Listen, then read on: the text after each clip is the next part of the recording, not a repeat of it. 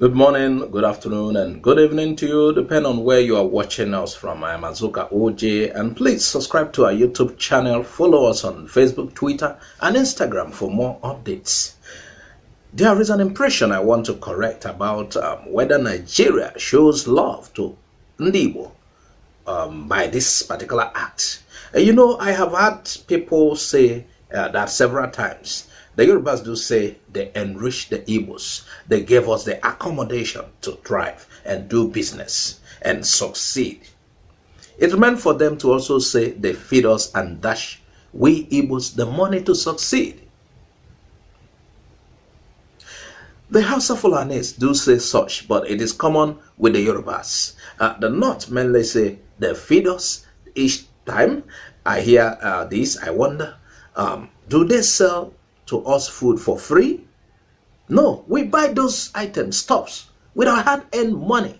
So, why do they say they feed us?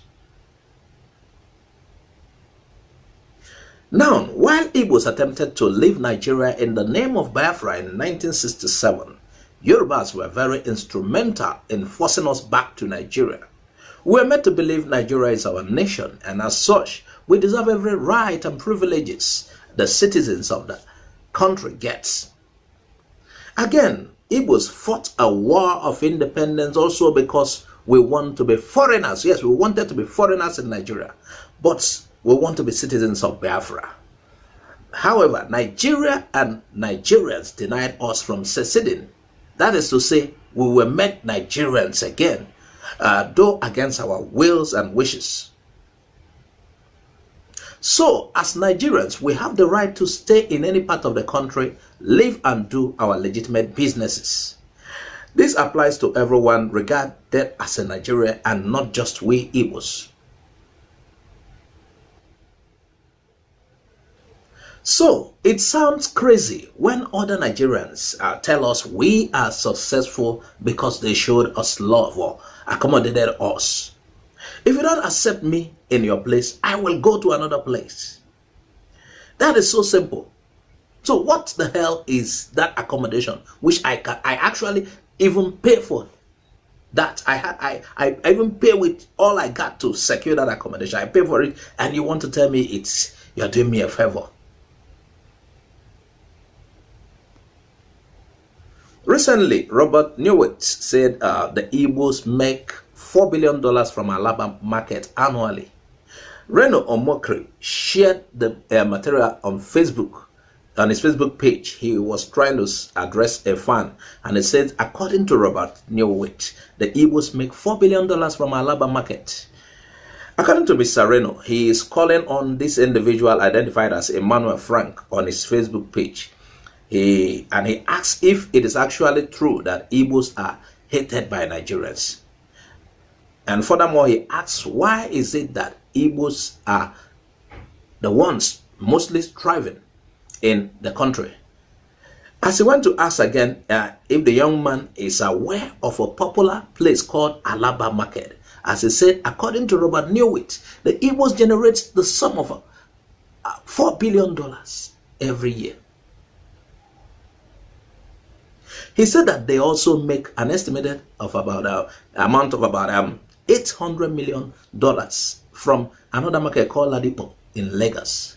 Most he affirms that 2 people from the East were elected to represent Lagos in the federal constituencies in the House of Representatives, as he named one, John Idemo, as an elected member of the Lagos State House of Assembly.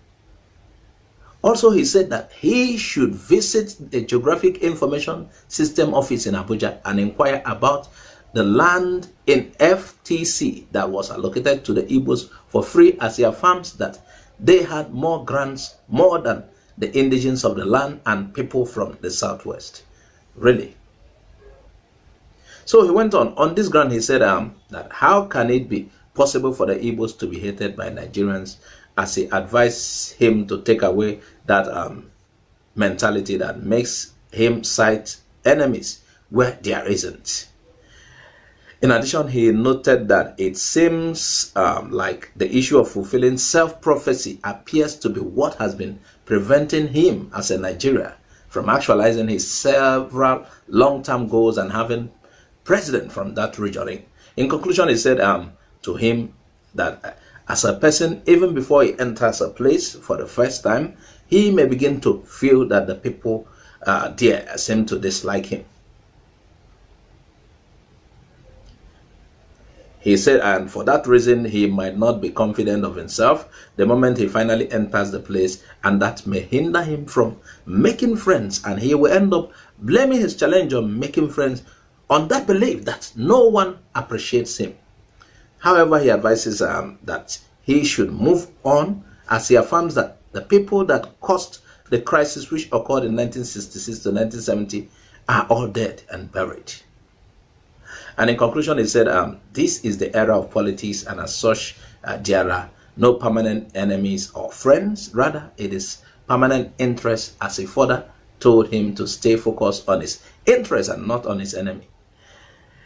It may interest you to know that the reason why Mr. Reno was addressing this fellow was that the young man noted that the problems the Igbos are facing is that Nigerians are against them. And I want to say thank you, Reno Omokri. I quite agree with you that the Igbos should not carry that insinuations, that feelings that they are hated by Nigerians along anywhere they go. I think they should shove it aside while stepping out. But the patronage Igbos get from other Nigerians applies equally to every other ethnicity in Nigeria, and even non-Nigerians. Someone must go get things where they are. If you have to kiss your enemy because you must cross his borders to get your food, you have to do that. That does not necessarily mean you liked or you love that particular enemy. It is just like, just that you have no options. You mentioned certain markets Igbos do trade heavily, though dominant, but Igbos are not the only people selling goods and offering services there. It is a case of bringing what you got to the market and buyers going out to get what they want or need. Igbos, like other Nigerians, pay to rent shops right there and pay rent as well. If Yorubas refuse to rent out places to Igbos, that wouldn't stop the Igbo from trading. There was a time motorcycle spare parts coming through container ships are never opened in Lagos but in Nnewi. So people still go as far as Nnewi to go and get it. They return it to Lagos and sell. People from Lagos still go to Nnewi and buy it. And even on Onitsha market, people from various West African countries go to Onitsha market and buy goods. So let's leave that patronage aside. That Igbos make billions from non-Igbo state doesn't mean that people show Igbos love. It is like a salutation. And salutation doesn't indicate love. And meanwhile, I want to round up on this. I think Igbos should stop feeling that they are hated by other Nigerians, even though it appears so sometimes.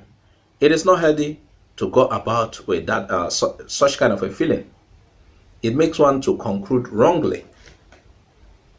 Igbos should stop feeling like that. It's a kind of a negative energy. It's kind of you have prejudged. It is sentimental. You've like, I want to go to a place. I am not sure they will accept me. And you have concluded, I will not be accepted, but let me go. And when you get to that place and you suffer rejection or anything that looks like that, it will quickly cling because it will click because you already have the feeling, that premonition. You felt, you believe you will be hated, you will not be accepted. So I think that advice by Reno Omokri on that Igbos should stop feeling they are hated by other Nigerians, I think it's right. Igbos should stop having such feeling. Go about, do their businesses. This is where I'll end it on this show. I am Azuka OJ. Please subscribe to our channel on YouTube. Follow us on Facebook, Twitter, and Instagram for more updates. Bye for now.